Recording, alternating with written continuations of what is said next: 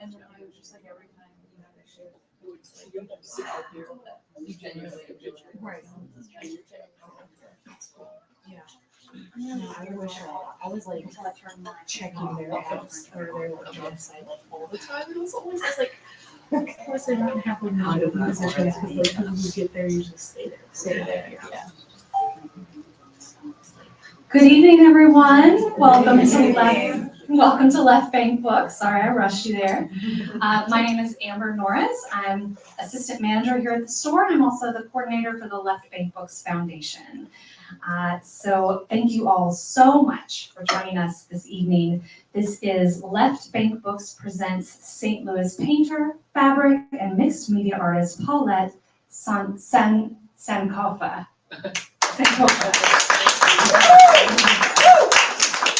Who is here to celebrate the release of her new book, St. Louis Black Women's Quilting and Cuisine, Stories of Love and Hope.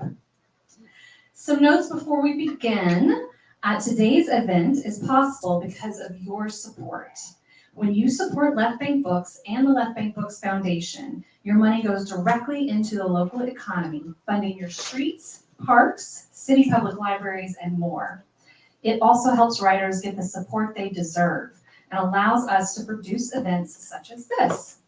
So thank you all for shopping local, supporting this event, and supporting Left Bank Books. Okay, we also want to extend our welcome to the virtual audience this evening. Thank you for joining us from afar. We at Left Bank have a fantastic calendar of events coming your way.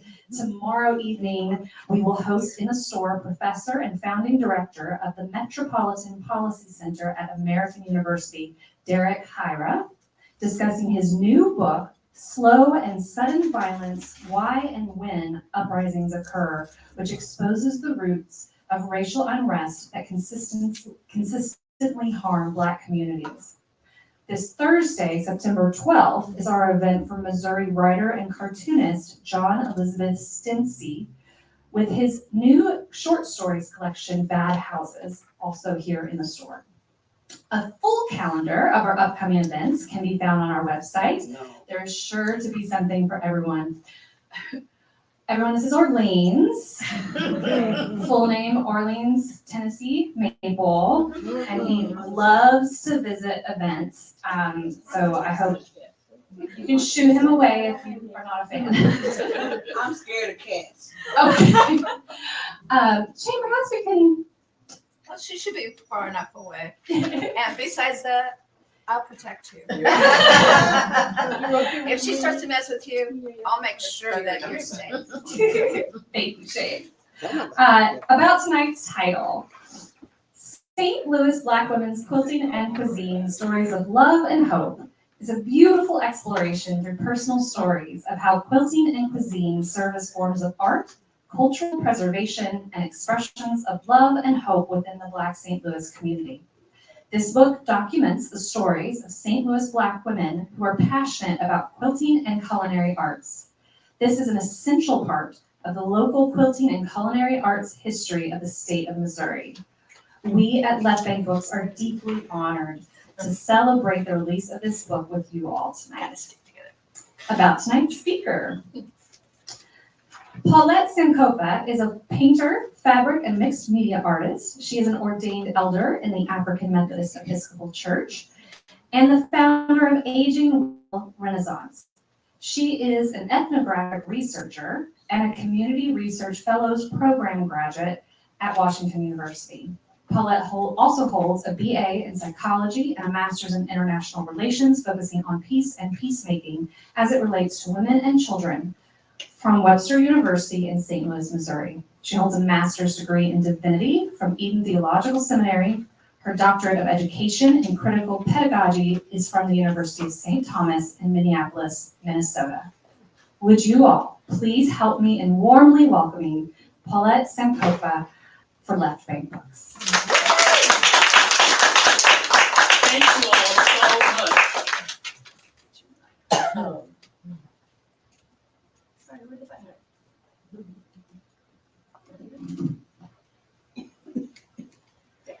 Okay, I'm gonna see if I can stand for part of this. Because I'm kind of tucked down behind here. Thank you all so much for joining in this celebration. This is a release of this book, but it's also my first book.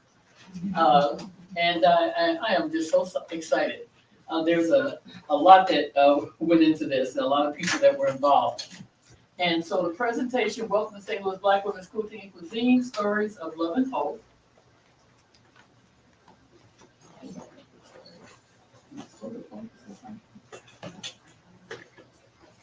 My point, Sarah? That's what should be. Did you touch? Did you touch? Yeah, we did.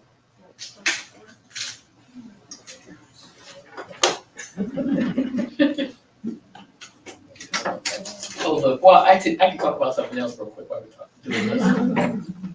Because people always think of, when you're getting ready to publish a book, you know, there's a process, there's, you know, different, you know, little formats that you follow. None of that really works that way, especially when you start talking about self-publishing and, you know, all the different things that are involved with that. And up until this morning, I had a number of different dates that were given to me when these books would be here, all of which passed by this morning. Yesterday, the idea was like, well, Later. there won't be any books, so we're gonna reschedule this. So I posted it out there, gave people information. Well, it's canceled. We're gonna reschedule it for another date. What do I see outside of my front door when I go this morning? Big old box and a big sign that says, "Don't put stuff in front of the door because my door opens out." But they were there anyway. But that's okay, because I was so excited that the books were available. I talked to Shane, talked to all the people at Left Bank, and they were like, "This is great. We can go ahead and have this book launch," because I wanted it to be first at Left Bank, because in the 80s, I lived right down the street. This is my neighborhood, you know, and I spent a lot of time in this area. I knew Chris. So it was like coming full circle, you know, to my community to be able to launch this book. So again, thank you all for coming. The initial funding for this book was through the Missouri Humanities Council, and that was really exciting to have them. And now it's been published by Paulette Sankofa LLC, Asian Will Renaissance, my publishing company. And acknowledgments and gratitude, because like I said, none of this stuff just happens on its own. A lot of people are involved. Carla Fry, who was one of the initial people to help turn some of the stories into narratives. And then there was Andrea Charisma Hughes. That painting that you see on the bottom of the cover of the book is actually an actual piece of this painting. It wasn't generated through AI or anything like that. She's a phenomenal artist, and she created that. And then there's Brianna. Brianna, raise your hand. If you can still raise them, because you did all the transcribing. She was working as an intern with me at that time, and she did all of the transcribing for all of these stories, and that was a lot of work. Thank you so much, Brianna. And does he have another book coming out that may need transcribing? I've been trying to figure out. Timing. Okay. And then there's my long friend, Michael Evans. I met he and his wife in Indianapolis, and he's been doing graphics work for me a long time. And what I really appreciate about Michael is he listens and he gets it. He really listens to what you're trying to achieve on the mind, body, and spiritual level about your book or any piece of art that he works on. She already read my history, so we're going to go right on past that. And that's also, I don't call myself an editor. I see myself as a curator, because these stories are all pieces of art. And so I see myself as a curator of a book. I'm an author in the book, but I'm also the curator of the other stories, bringing people together. So the history of the project. You know, this project really started in 2019 when we had a summer camp for seniors. And one of the classes that we offered was quilting. And we were in a little office over in Old North. It was a small space.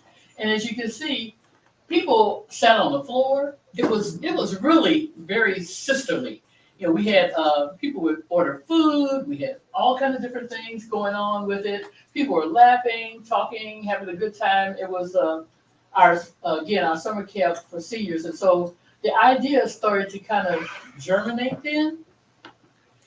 Andrea, raise your hand. She's the artist I was telling you about who designed the painting that's on the front. And she's was it 2023? I think so. A visionary artist? 2022. Okay, award winner. And I call her my museum quality artist because she's a phenomenal artist. And the table contest, I wanted to share that with you because as you can see, there are a number of writers. And you know what, working with this group was really relatively easy because my next book has 18 writers. And I tell you, it's something trying to keep 18 writers focused. But these women, you know, when I would send them information after the long time that it took, in 2019, like I said, we had the summer camp, and you know, we hadn't really talked about a book then, but by the end of 2019 in November, I was really looking at this whole idea of putting together this book about quilting and cuisine. Well, in November 2019, I ended up getting what I found out later was COVID. Had no idea what it was, had no place to go. I would call hospitals and they were like, don't come in here with whatever that is you got. And literally, it was like that. No hospital would see me. Lucky enough, I had a friend who was an OBGYN. You would have thought. And he told me, here's what I want you to do. I want you to start drinking fresh orange juice, fresh squeezed orange juice, not one of those that, you know, no. You need to find somebody who will bring you some orange juice. Start taking some elderberry every day and, you know, try to eat. And I really couldn't. But a person who's in the book, we'll talk about later on. Well, Andrea used to go down to Snooks because Snooks downtown would have fresh squeezed orange juice. And Andrea would bring it and tie it on my back door because I told her, you know, I didn't want anybody to come in the house. And that's why it takes a community to survive. And one of the people that's in the book, that's her soup that's up there on the banner. And I just swear that it cures COVID. Because I was not getting better until I got some of Tish's chicken soup. So read that chapter and keep that in your mind that you need that chicken soup. But it was just a whole process of trying to figure out how to do this book. I had never written a book before. And to be honest with you, when I was in graduate school, I had a dean tell me, you know, you're not really a good writer, okay? I think you need to drop out of school. And I said, how about this? Y'all gave me a full scholarship. I'm not going nowhere. Okay, so I must have had something. But you know, and so what I did was, in response to him, I went right across the street to Webster. So I'm not going to say where I was. I went right across the street to Webster and registered in another master's. So I was doing 30 hours a semester for 2.5 years. So when he shook my hand, he had to really acknowledge that. Well, maybe I could write a little bit. You know, I'm not a prolific writer, but it's having those ideas. And if I can capture them, and that's why they have editors. I can keep an editor employed. All I have to do is come up with the ideas and, you know, and kind of put them together as a story. So that's a little bit of the history of the book. And Marla Jackson, after that summer camp, we went up to some of the teachers, went up to Lawrence, Kansas, because she was having a workshop on doing portrait quilts. And so that was a really interesting experience because it inspired a lot of the women to want to do portrait quilts. I'm not a quilter per se. I do fabric art on canvas. And any place else I can find that I could put some fabric. And but Marla was really instrumental in kind of helping to raise that spirit in us. And when I asked her about doing the forward, she was so kind to agree. She started a national Black quilting alliance, and plus she's got a book out that the late Faith Ringo wrote the forward for her. So I thought one of the things I wanted to do today was start off with different contributors to the book. And I know Linda Jones is going to be here later. Bridget couldn't make it, and Angie. The time lives in another city. However, the first group that I have up is the Huddleston family. And so I asked them if they would come and share a little bit about their participation in the book and some of their work. So if you all will come forward.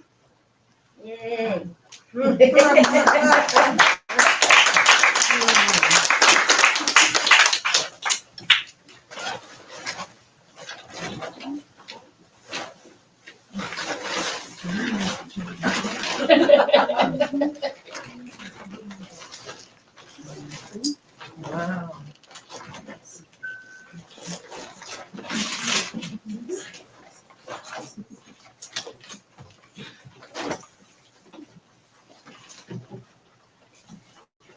Paulette, is this being recorded? So whoever speaking. Monica, you taking pictures? Monica, Yes, you taking pictures? yes. Okay, Video too. okay, okay.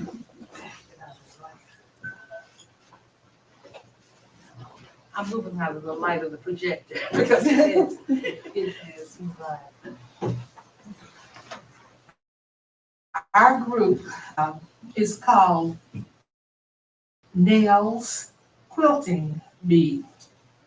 And its name originated from Janice's mother, Lunell Hawthorne, who we affectionately call Nell.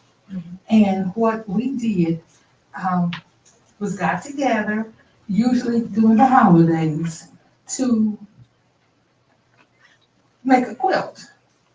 Now, as we display this quilt, you will see that there's no particular pattern, there's no particular color, but it is a contribution of family members. And it includes the elders of our family. Several have made their transition. It includes the youngest members of our family who learned to stitch with some thread and a piece of paper. We have a young man in our group, so there were no restrictions. And what we found is that we worked on this quilt for several years, and I won't say whose husband, Monica,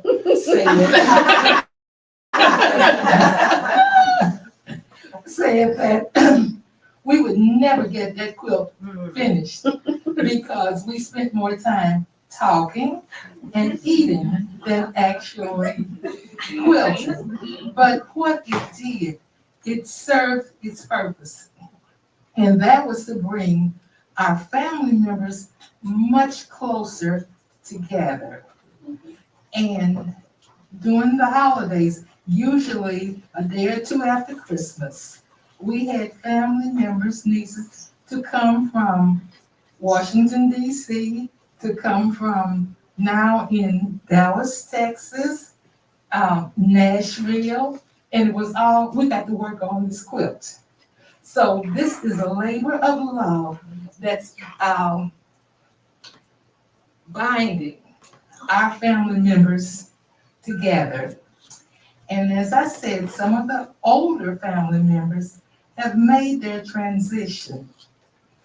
I think probably the oldest one was in her 90s at the time. So it was an opportunity to pass down a family heritage. And at the time of their transition, we each took one of the blocks, and at the very end of their service, their celebration of life, we placed that block in the casket with them. So that's my story. Hello, everybody. I want to add that we come from a long line of quilters, probably dating back to the 1850s, 1860s. Brenda and I are first cousins, and our second great grandmother, of course, born into slavery in the 1830s. She, according to our oral history, was a quilter. And this is something that she passed down to not only her children, but grandchildren. And we are proud, through my mother, to keep this tradition going. And one of the things that we really, really hope from this project is to provide inspiration to other families, because a part of what we're doing with the quilt is also our family history. And there's a lot of information that we want people to see, we want them to hear, we want them to be inspired to tell their stories also. So we're thankful. We are so thankful for this opportunity. You know, a lot of times you say, well, I want to do this and I want to do that. And you don't necessarily know which way to go. And then I always say, in God's good timing, things just tend to fall in your lap. So we are very, very thankful for this opportunity. And that's our story. And yeah, we want it. Sheila, did you want to say anything? Hello. I just wanted to say that my grandmother and their family were very close. So we were always around each other. And when they started the quilting, I joined them. And I really enjoyed doing it. Thank you. Thank you. Thank you.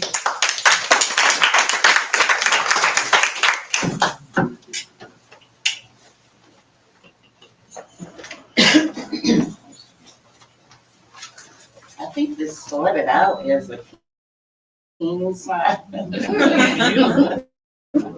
Started out as a king size. So, and as Brenda said, no rhyme or reason, although we do know it as a 9-patch. So, another cousin, she took care of the sandwiching for us. And I think probably beginning this holiday season, we will begin quilting. So, but it is a labor of love. Is that finished? No, The binding. Is Oh, it finished except for It the binding? actually has to be quilted. Mhm. We have the top and here's the batting and the back, and it's sandwiched together. When Janice used that term, it's actually 3 parts. And if you look, we just started stitching, and you will actually see the pattern of your stitching on the back. And that's actually the quilting. This is the piecing, you know, each part has a name, but this is just the piecing. Are you doing the quilting by hand or machine? Yes, all of this is by hand. and as the tradition of the ancestors, we decided that the first one would be by hand. Now, subsequent.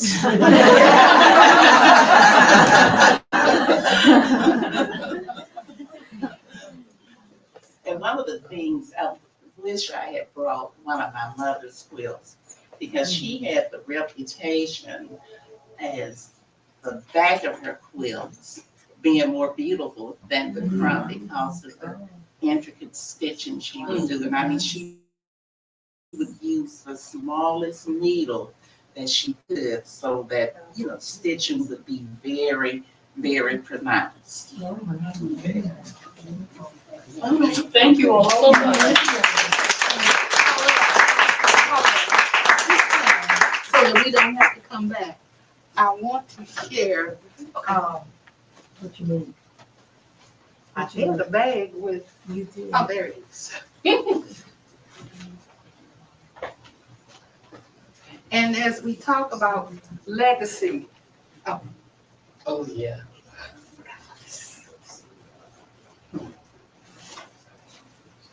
as we talk about, Can I hold something for you? yeah, no. I mean, this is hands. And as we talk about legacy and quilting, this quilt represents our family history. And as far back as we can go, our family name is Eight-Lot, which is why it's the Eight-Lot family.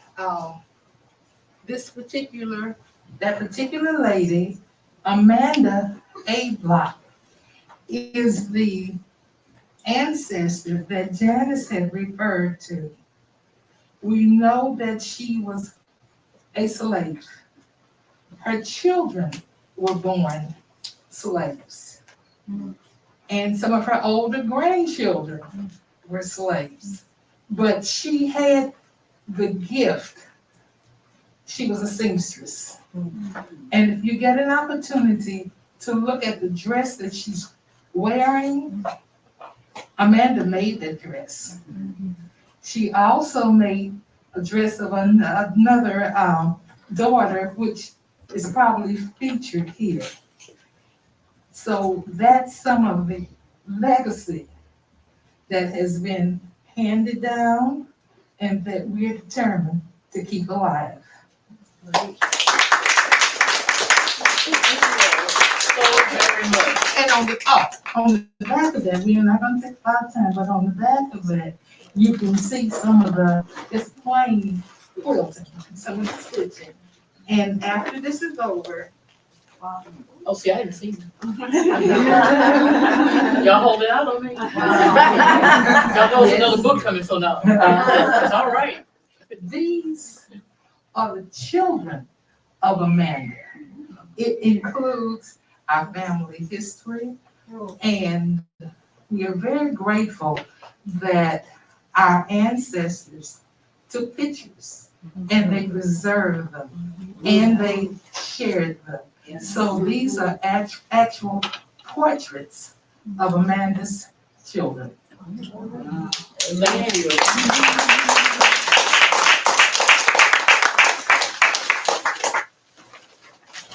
Carla, why don't you come up for a minute?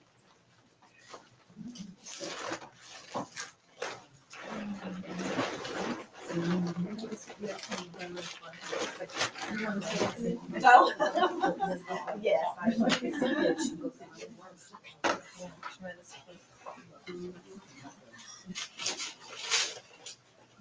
Go back here for a minute. Carla Price, the one I talked about, was our creative narrative person who many of the stories went to after they were translated from Carla. So the photograph you can-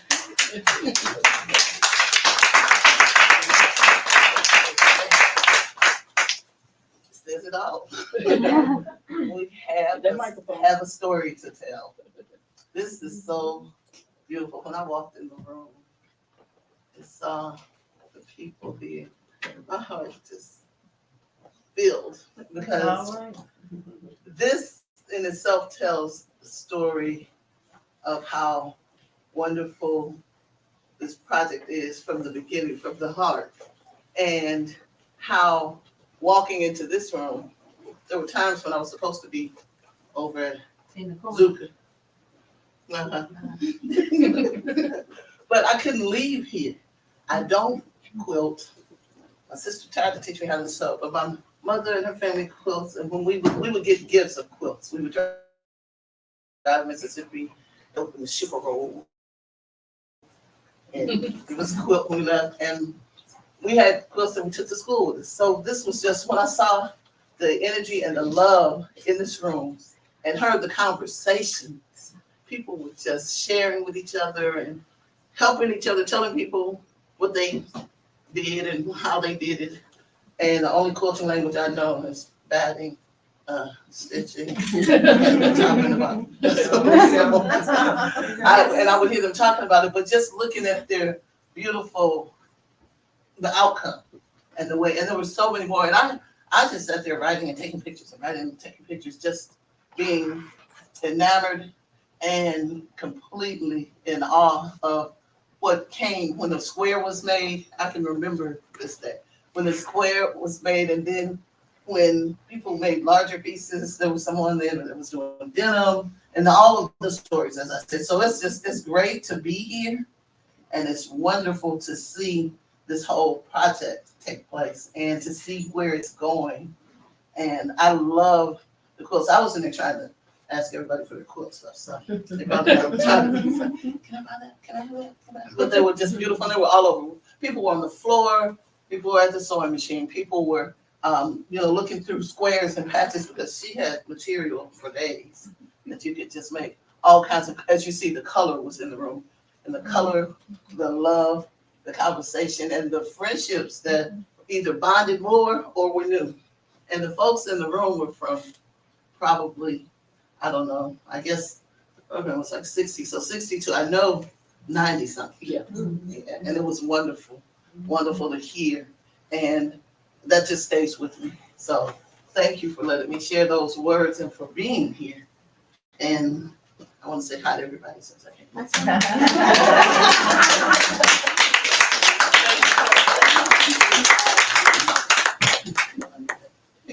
Excuse me.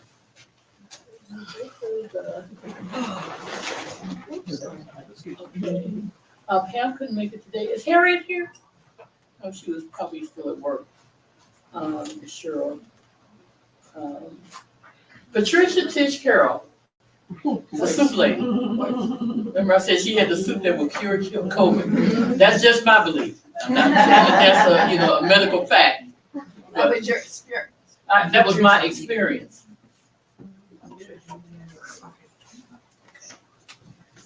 There you go. Well, I am the healing soup lady. Come on, soup lady. My name is Patricia Carroll, but all Tish, feel free to call me Tish. Because I half the time don't answer to Patricia, because I don't know you calling me. But I met Paulette at the senior camp that year. I saw an advertisement for it, and I spoke to two friends of mine, Bridget Stiegel and Edna Harold Davis. And I said, I had recently retired, and I saw it, and I said, y'all, I saw a senior camp, and it reminds me of when I was a kid and I went to camp. I said, so do y'all want to go? And they were kind of like, well, yeah, okay, I guess we'll go. So we all signed up to go. And we met Paulette at the camp, and we had just a wonderful, wonderful time. My friend Bridget Stiegel is in the book. She is a seamstress. She sews, and I started sewing as a young girl so I could sew. And I said, well, I want to do the quilting. And so we all decided to do the quilting. And I made the blue block. That was me. I made that quilting block. I had never quilted. And after we made that, and we had a good time at senior camp, and we had so much fun with paint parties and lunches and workshops and all the kind of things that you wouldn't think a senior camp. There was none of this mindless stuff going on. It was things that got you invigorated, that got your neurons firing off and got your creative juices just flowing. And I've always been a creative type person, more with arts, crafty type stuff. So I was game for it. But when Paulette spoke about going to Lawrence, Kansas, where we met Marla to do the quilting portrait, I created one of myself, and I really enjoyed the process, but I didn't want to quilt it. I put that one on fabric and whatever, and I showed my son, you know, I was, of course, you know, you're proud. So I was showing anybody actually that would look at it. And, I showed my son, and he was like, Mom, I saw this painting at a gallery in Wisconsin. He camping a glamping or something. he saw this portrait of this African lady, and he was like, can you do this? He sent me the picture. He said, can you do this? I said, I don't know. I'll try. So I said, well, I'm not going to quilt it. I'm going to put it on canvas. So I took the process that I learned from Marla of quilting a portrait and thought about how to put it on canvas. And I first of all, you know, Google is your friend, but Google wasn't my friend. Google wouldn't tell me nothing. And I couldn't believe that nobody had a tutorial out on Google. Now you can find it. But at that time, I could not find it. Now, I don't know if I don't know. I did the searches. I'm an IT person. I know I searched right. But I couldn't find it. So then what I did was I just took and whatever, you know, things pop into my brain and I figured it out and I got my lady finished. And when I got ready to mount her to the canvas, I didn't like it. I felt like she was flat. Mm-hmm. So what I did then was I took and got me some Mod Podge and I made her kind of three-dimensional and gave her to my son.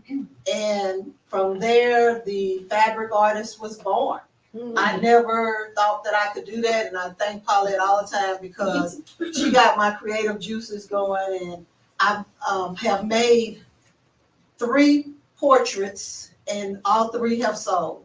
Mm-hmm. I was commissioned to do one and yeah, she got one. I want to get it on early before I can't afford it. And she wants me to finish this one that I've been talking about for a year, but I hadn't done anything because I'm also a traveler, so I've been traveling around the world.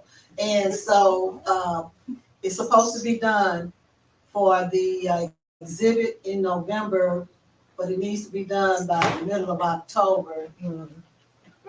Y'all pray for me. It's called Little Boy Blue, and now people ask me, is Little Boy Blue done?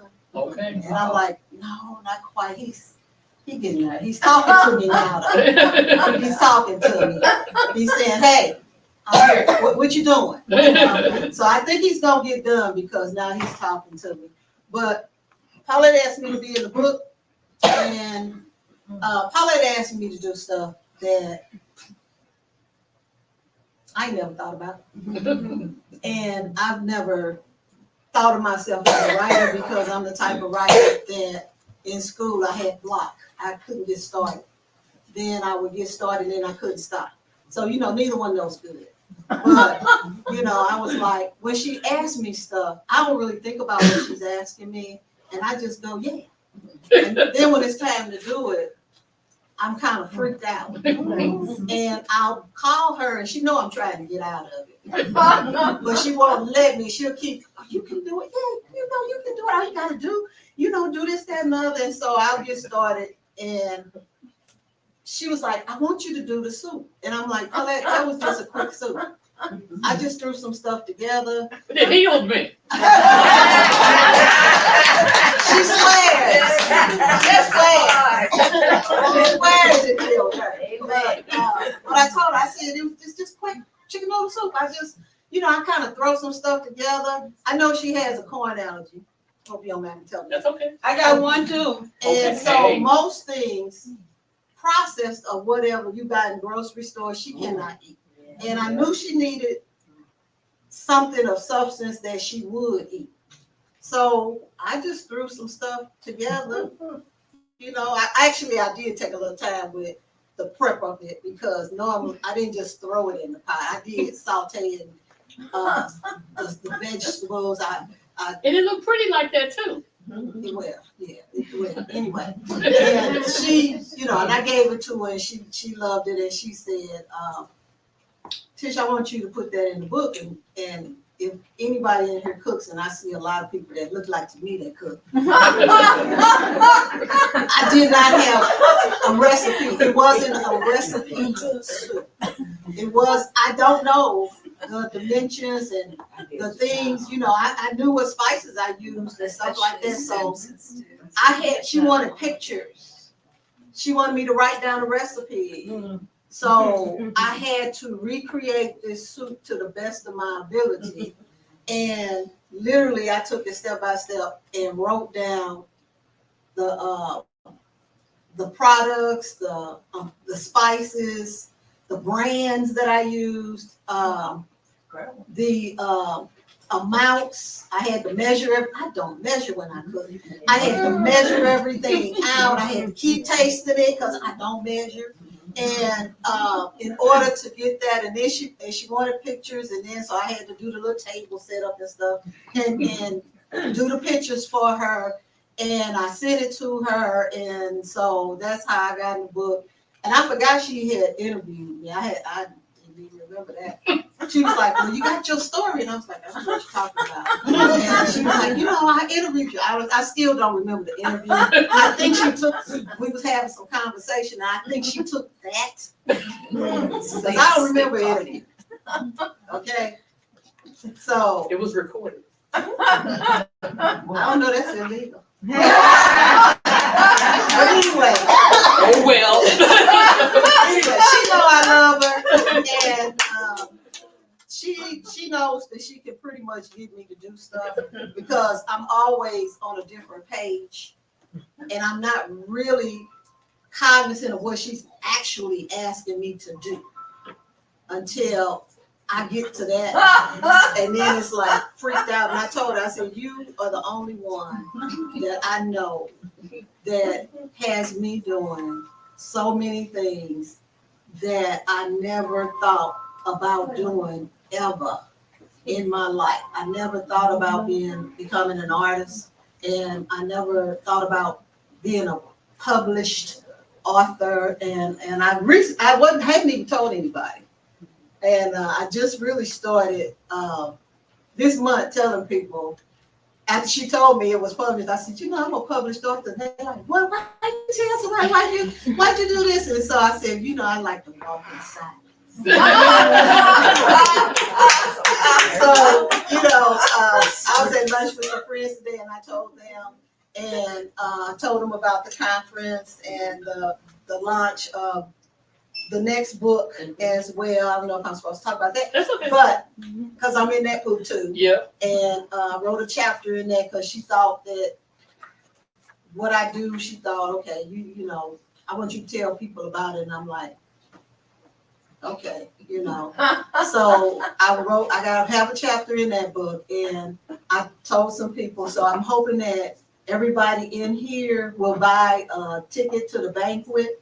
It's very reasonable, as well as maybe come to the convening the women's convening conference. It's very reasonable, and it's going to be excellent. So if you would all, support her in that, and us collaborative authors as well, that would be great. Thank you. Thank you. The next book he's talking about is A Future with Hope, Black Women's Wisdom on Aging Well. And the conference is the 2024 Women's Convening. I partnered with St. Louis University's African American Studies Department. And I started doing these convenings when I was working on my doctorate in Minnesota, and getting people involved with coming together, because my research was on African American elder women and resilience. And the idea of the convenings is, as a womanist, I'm interested in the well-being of the whole community and the ecosystem. Men, women, children, our interrelationships with other people.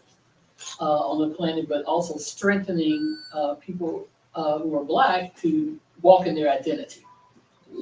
And so the conference has been certified by the Missouri chapter of the National Association of Social Workers. So if you know social workers, they can get up to 4 clock hours of CEUs.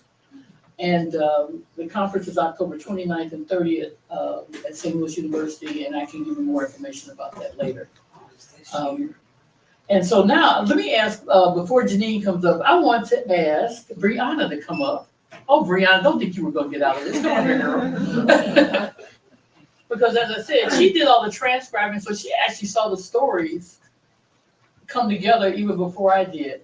And she's an occupational therapist. And so she helped me learn a lot more about occupational therapy. I didn't realize how much I didn't know, but how excited I was about occupational therapy. I just, your part in the book and, the process of transcribing, what it meant for you. Yeah. Well, Tish, I remember you, so I know what happened. I did most of the transcriptions over Zoom, so if you don't remember me in person, it's probably because I was behind a screen and was hiding behind that. But I kind of talked to Paulette at the beginning when we were doing this initial book launch about how cool it was to be on that side of the story, to hear the questions that were being asked, and this was kind of pre it being woven together as a complete story.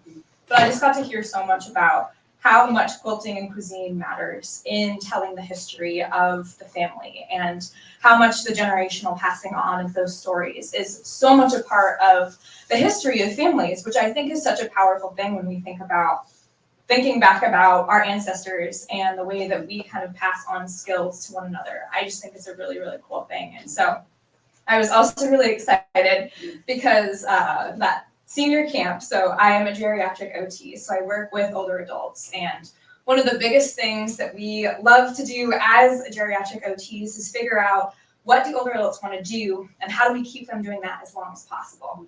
And so both quilting and cuisine are things that can be done anywhere, with anyone, anytime, in the home, outside the home, with others. And so I love that there's a possibility for people to get together in these communities and do something you can do standing up, sitting down, working with other people, working alone. When we talk about the impact of loneliness on older adults, it is a huge, huge issue.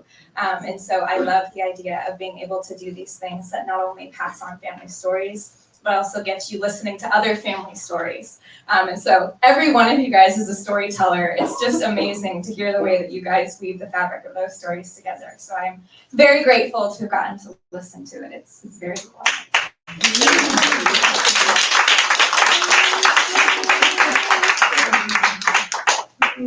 Thank you, Brianna. I'm going to invite Janine to come forward now.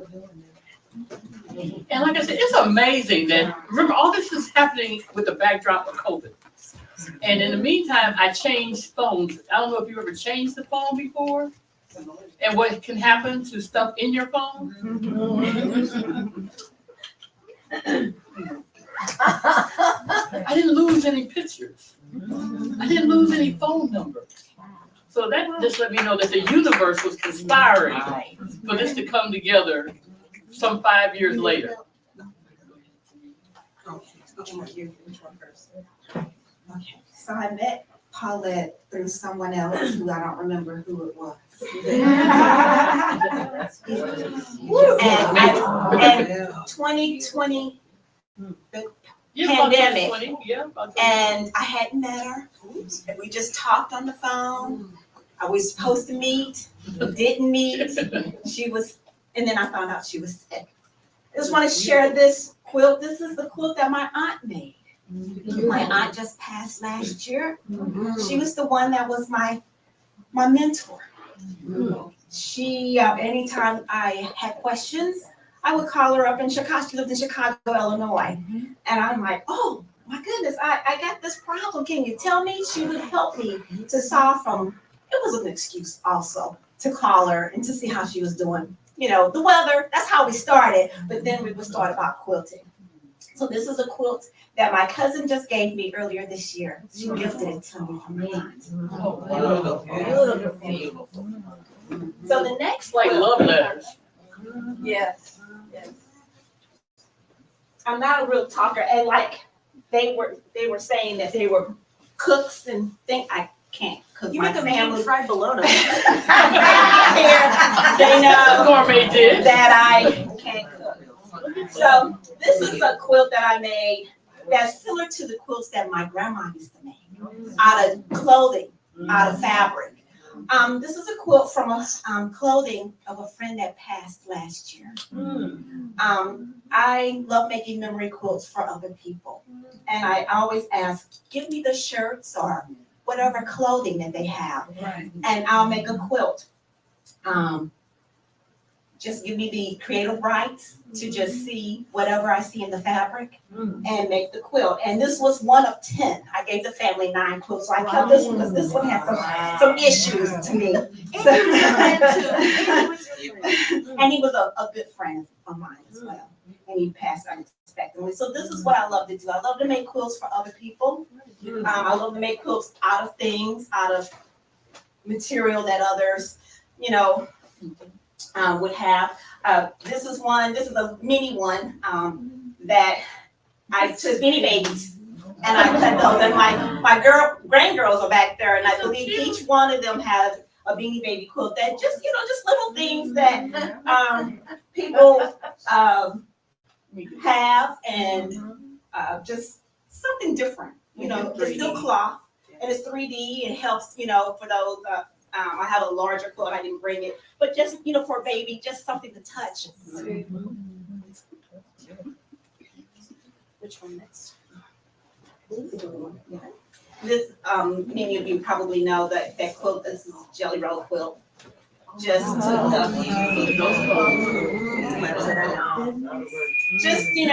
I do this when I'm frustrated, turn on some music, just start quilting. I think this one was something that I made for someone else, and it was something I didn't like. No, I don't like this one. I'll make a different one. And then I kept this one. So this is just something that I just sat and just did, and to pass the time away. I am by trade a computer programmer, and I know this kind of helps to soothe me. And it's funny, when I quilt, I can't, see the big picture, the little pieces when you're piecing, you put it together. And then when you actually put it together and you actually see the finished product. And it was funny when Paulette said, "Oh, just bring a few quilts." I just kept, and this one, and this one.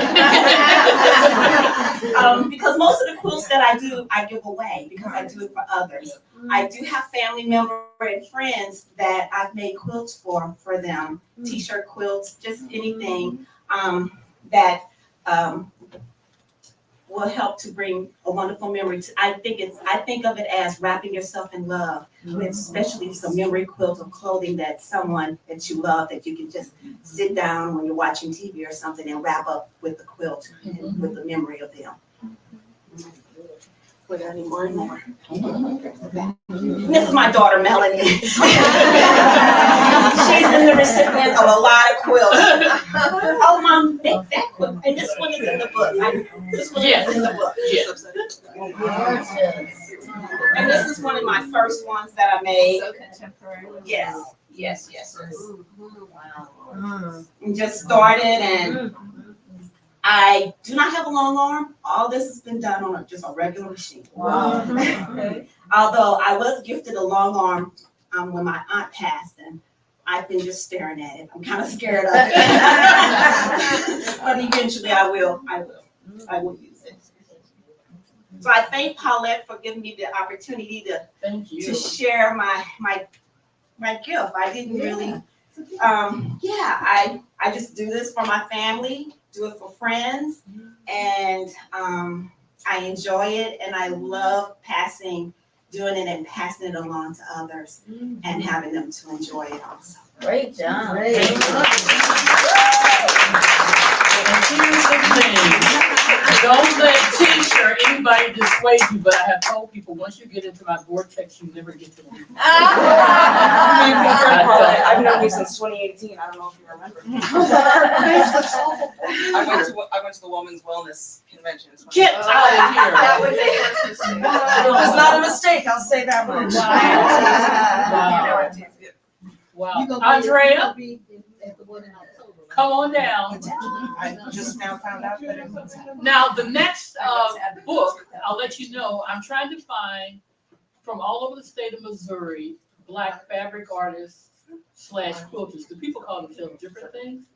So if you know of anyone from the state of Missouri, and I'm looking for women and men who are quilters. One of the people I'm interviewing, I don't know if you all are familiar, he has an exhibit right now at the Contemporary Art Museum, Basil Kincaid. If you ever get a chance, look up Basil Kincaid interview on the Today Show. And he's only 37 years old. And he makes quilts that are 22 feet wide and long, just, just very different. Okay, Andre, share with us with your participation with the book and This book. or whatever you want to share, because you're she's in the she wrote a chapter in the other book on women's wisdom, but she's the one who did the painting that's on the cover of this one. So if you could just tell a little bit about your process for the painting. Okay, well, first of all, I'm Andrea Hughes. I'm director of Zuka Art Guild, and I am here to confirm everything they said about her. Once you get in her vortex, she doesn't let you go. She challenges you, and she puts you in situations that, it's like, oh God, Paulette's gonna ask me to do something else again, and then next thing you know, you benefit from it. So, hey. So with the book, she said she's gonna do a book. Yeah, right, Paulette. Okay. So she's like, okay, I want you to do something different. She wants something different, of course. It has to have some of her bright colors in it, of course. I used to do, I'm still doing plaques for Kingdom House, and where I make doll figures on the plaque and of children along with flowers, and they presented to their highest donors or the people who contributed the most to the organization. Well, she wanted something like that, but not like that. So I made up a figure. I gave it hair, flashy clothes, a statue, and just all kind of things. It was so much fun doing it. And of course, it was my first one because I never did anything quite like that before. And so she used it, and it was hanging on her wall for 3-4 years. Yeah. And then she's like, okay, I'm ready to do my book. Okay, but this needs changes. So I had to change the statue. I had to put the scene of St. Louis on the back. And I'm like, and it's always when I'm doing something else, I always have another deadline, and then Paulette wants something. And so it's like I'm in a frantic mess, and so I'm trying to get everything done by a deadline. But I have to thank her for pushing me. You push me to do things. You take me out of my comfort zone. The doors of Old North St. Louis. I mean, I've never painted doors before, but portraits and things. But with these doors, I just let loose, and we come up with these themes, and it was so much fun. So now I'm painting murals all around town and everything. So thanks to Paulette. I'm a Visionary Award winner. It wouldn't have happened if it wasn't for Paulette pushing me out of my comfort zone. So thank you. If it wasn't for Paulette, I wouldn't be here talking to you. So thank you. I feel so fortunate. That God places all these people around me, because I feel like I'm surrounded by angels, and that I get a chance to do a lot of things I normally wouldn't do. Like my friend Tish, she travels the world. I'm not that enthused about it. If I travel, fine. If I don't, I'm excited. I might ride the train to Chicago. I mean, I've traveled globally, but my friends get more out of it, and I live it vicariously through them. Because I have a good time sitting at my computer trying to figure out, okay, we gotta do all these different things. We gotta do this. It's like putting puzzles together. And then like they said, I'll call them and say, yeah, can you do this? Can you do that? and it becomes very exciting for me. It doesn't feel like work, it doesn't feel like work at all. But again, this is St. Louis Black Women's Quilting and Cuisine. The next book is Missouri fabric artist, The Hope and legacy continue on. That's the current title. But I always want to use the word hope in every title, everything that I write, because I think that that's, to me, the thing that keeps me going, to have hope no matter what. And so those books, will be available. I'm encouraging people that buy this book to buy it from Left Bank Books. It is available on Amazon, and it will be available through some other venues, but the place of preference is Left Bank Books, because they have stood the test of time and remained here and supported. Here I am, my first book.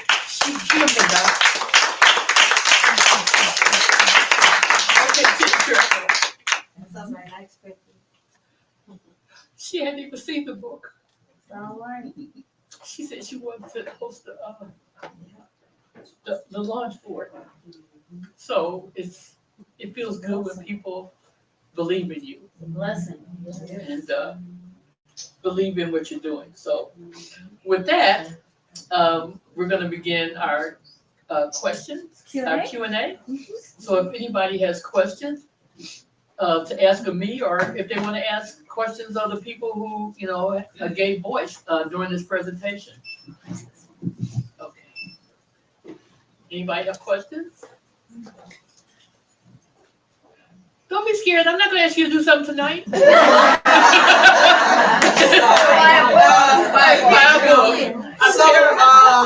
Frighten these people. So this book, this is your first book, and through going to the senior camp inspired this book, or you already had an idea of this is what you were going to do? No, I had no thought whatsoever about writing a book. Because don't forget, I was still terrorized by what my dean said to me when I was in graduate. Right. You grow, but those tapes will come back to you. So when did the inspiration come? Really, I think it was. And how long has it been? Has it been years or? Oh yeah, because this was 2019. Okay. I think it was really came about during the time when I first got COVID, and I think that's when it really came out, because I knew that something needed to happen to document some stories. Was it before or after the chicken soup? Heals COVID and induces. It could have been. Okay. I think you can pass this. I don't know. Could have been something about the noodles. It made me feel encouraged that I could actually write a book. Did inspiration come during the camp, and does they have the camp every year, the senior camp? We haven't had one. The last one was in 2023.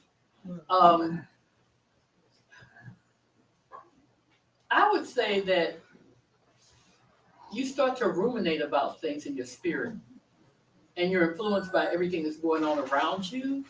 And so being around people talking and telling the stories, Carla would talk about the stories a lot.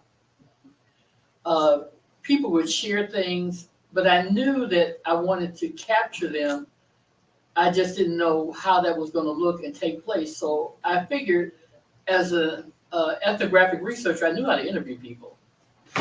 So that wasn't, the real issue. The issue was trying to make it happen. And I don't know about your life, but life keeps lifing, and you end up with, we had resources at one point, then we had no resources. I told somebody the other day that to make sure that some of this stuff happens, I told my mortgage company, I need y'all to do something different for me for a while. So your education, you talked about being in, dealing with senior citizens. I'm one too. Oh, I am too. But I'm just saying, did that take you along that road, knowing seniors? Legacy. Legacy. Legacy. Oh, legacy. I think I tell you what really inspired me was during COVID, we were fortunate to be able to literally pivot on a dime from a face-to-face program to a program that was online. Okay. The funders heard what we were saying and said, we will take that money. And then one funder said, are you sure that's enough money? I was like, whoa, that's some scary stuff here. And bumped up enough so that we were able to buy 75 Chromebooks. And you would have had to hear the conversations with Office Max, I think it was, the guy from Office Max to Office Depot. It was like we were trying to smuggle drugs from China. Literally, because during COVID, you couldn't get stuff. And so we're on the phone, they're like, okay, we think we can get 25 out today. And they were trying to get, these laptops for us out of China. They would come in, and Tish, was the IT person. So she had to set it was this whole dum, dum, dum, dum. So what were they the Chromebooks for? It was for the participants, and we'd gone from the summer program into, we were now in another whole part of the time. We were in the spring, we were trying to get so people would be able to communicate with their relatives, could still do classes because they were going to be at home. And nobody ain't gonna lie to you. I'll be honest, I don't know what was going on with white seniors, but nobody cared nothing about no black seniors. We were not in the mix in terms of trying to figure out about getting some program. And to be honest with you, I don't think anybody was caring about seniors, period. I can't say that because, the public school, the libraries were giving away laptops for seniors. But that was afterwards. We did, yeah. That was afterwards. And they weren't training people how to use them. They were just handing stuff to people and saying, you should be able to use this. But we had, I remember going to one apartment complex in what I would say looked like a hazmat suit because COVID was running rampant and I'm trying to do these covert operations to teach people. And I am not an IT person. But we had to try to teach people how to use it. What's the good of handing somebody a computer and they don't know how to use it? A lot of people, they only use the flip phone. So I'm just saying that we were just fortunate that we were given the opportunity to set the stage because everybody started giving out computers later. They were not giving them out at the beginning of COVID. Why? Oh, one more question. Why quilts? What do you mean? Well, I mean, for the thing, because it could make jogging. You mean for the summer camp? No, not the summer camp, but just for the book, your book. Oh, because, there's a history of quilting and cuisine because quilts were used to fund the civil rights movement, and so was cooking.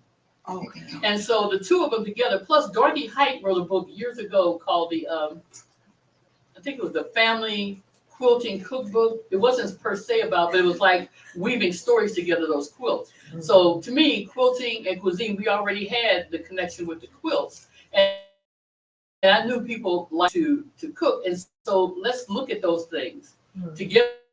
And in the process, just before we did this, High on the Hog also came out. So it's a history. So it's about history, legacy, and encouraging a new generation to understand quilts. And that's why I asked Basil Kincaid to be in this next book as a 37-year-old male, because fabric art is a West African art, but men make fabric and do the fabric art. So that's another reason I want to do that. No. What's the next book name? What's the next book? Missouri Quilters, So it's Missouri still about Fabric quilts. Artists. So you can continue on quilting. Okay. What's wrong?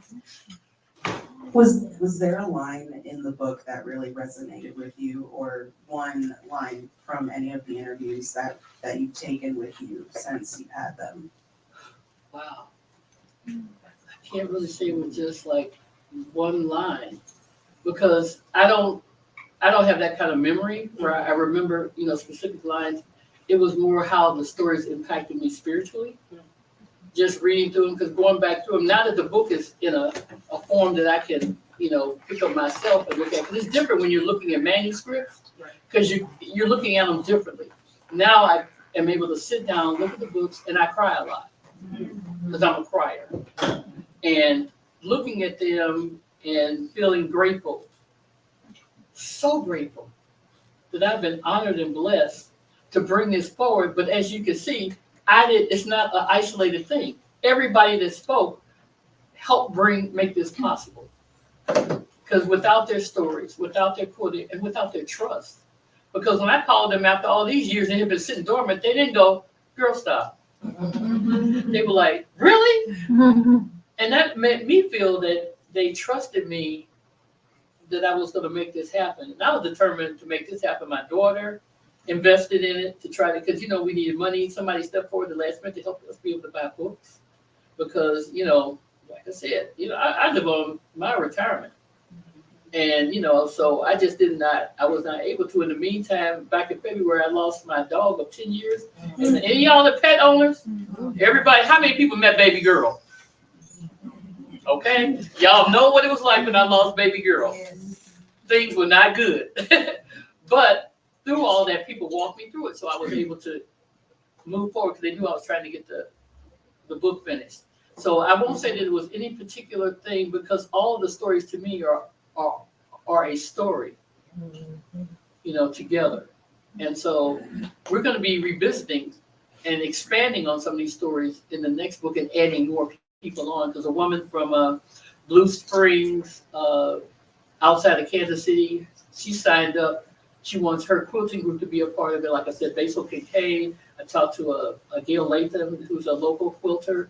And then I've got the quilters here. And then I also submitted a proposal, in case any of you all are judges.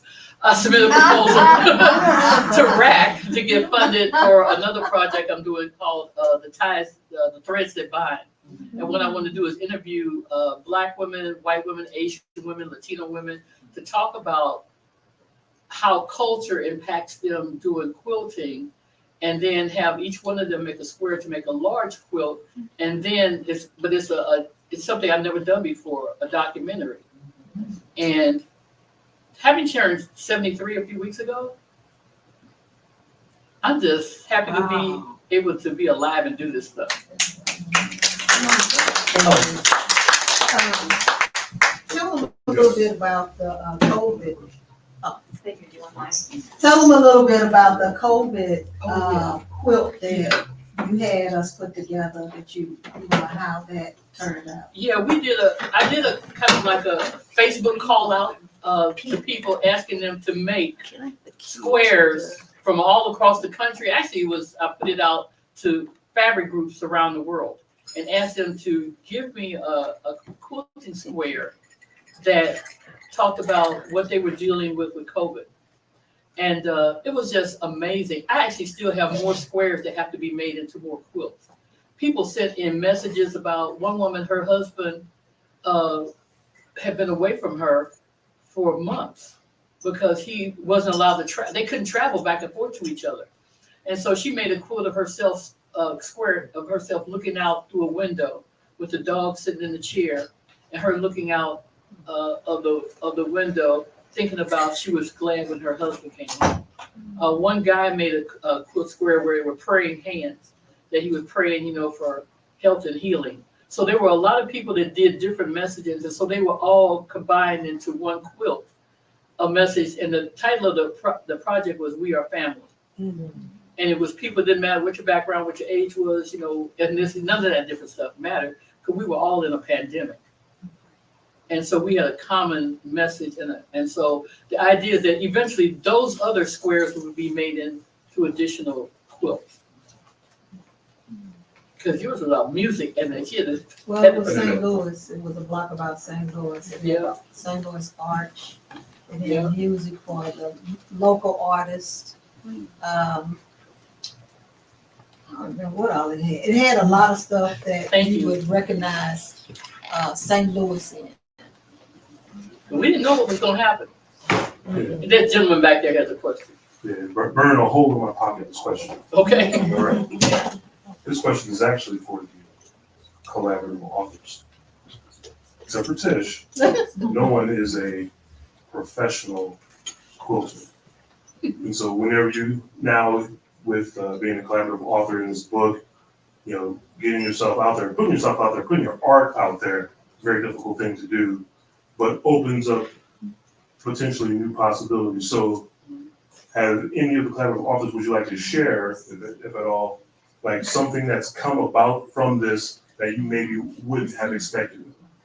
I would love if it were something positive, but you also learn from negative things as well. So I guess it's viewer's choice. Brenda, what about the interview? Thank you. Yes. Thank you. Yes. You have carried us into an I'm sorry, area. That's my brother. This is not from my. That's my No, son. no. I truly meant it for anyone, but it wasn't. Yes. No, it wasn't. No, it wasn't. But again, thank you, No, thank you, thank you. thank you. It's your story. Because when we did what we did, we had no idea it would go any further than the family reunion and then back in our bag. But this past weekend, we were interviewed by Miss Janelle Reynolds from KSDK. And after looking at some of the artifacts, at some of the things that our family has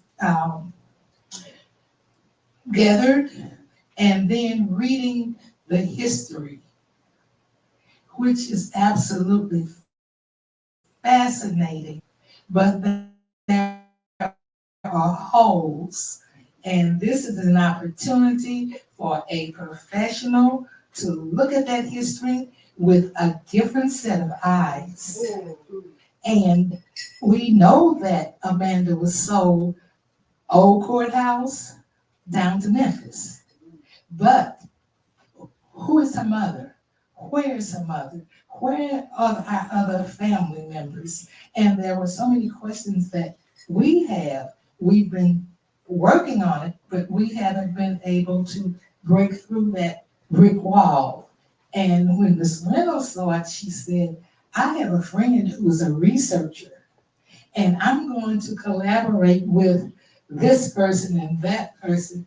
And I'm thinking, thank you, Jesus. Yeah, I know that the Missouri History Museum is also interested in this story.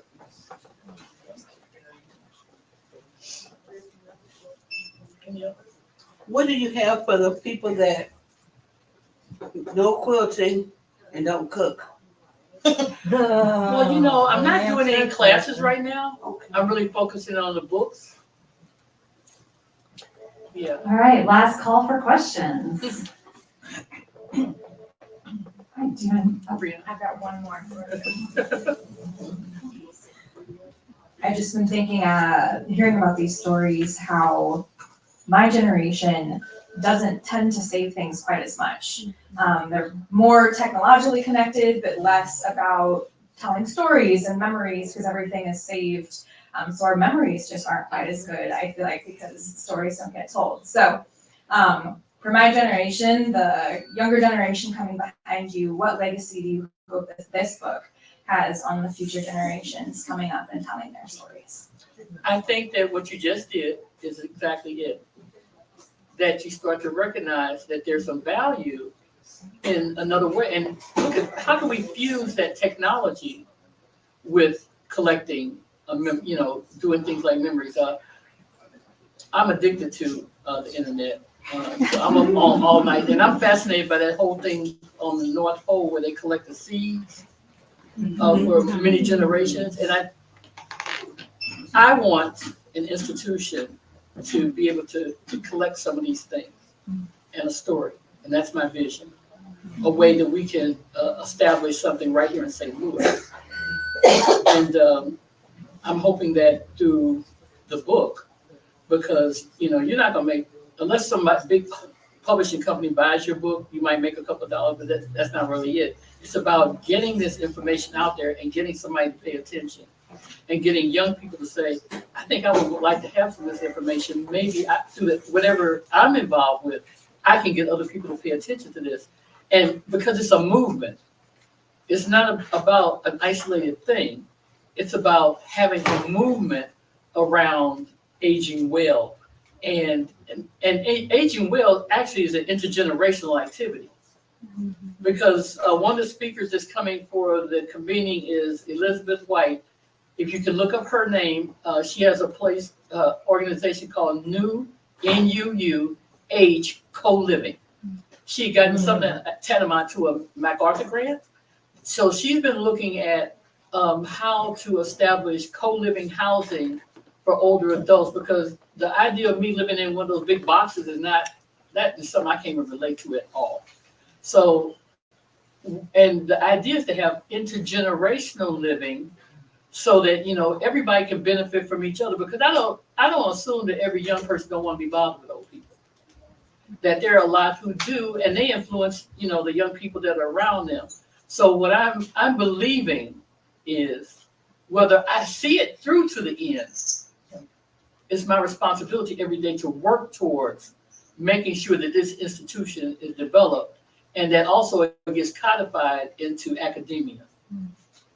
Because I've been working with some people in the OT school around developing a program on culture and aging, because culture and aging is significant. Be it whatever culture you are, your culture really impacts you, and how well you are. I think the book that influenced me most was The Spirit Catches You and You Fall Down, about the Hmong culture. Because I lived in Minnesota for a long time, where there are a lot of Hmong people, people from the islands up in Vietnam, the Chinese. But how important culture is, because having a culturally based summer program and programming made a significant difference in how people received it and what they saw. And so I think that being able to make something where it's pursued in the academy and in just general life, so that people can really embrace it, and it is connectable, and it is reachable, and it's attainable. But that question you asked is exactly it. This has been wonderful, you all. Thank you so much to Paulette and to all of the contributors and the cultures and the artists. This is wonderful. We have the book for sale at the front desk. Danielle is happy to help you, and I believe Paulette's going to do some book signing. So thank you so much for coming. We really appreciate you.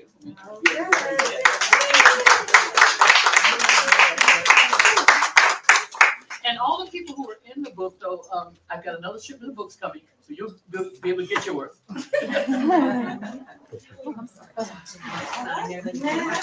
Okay.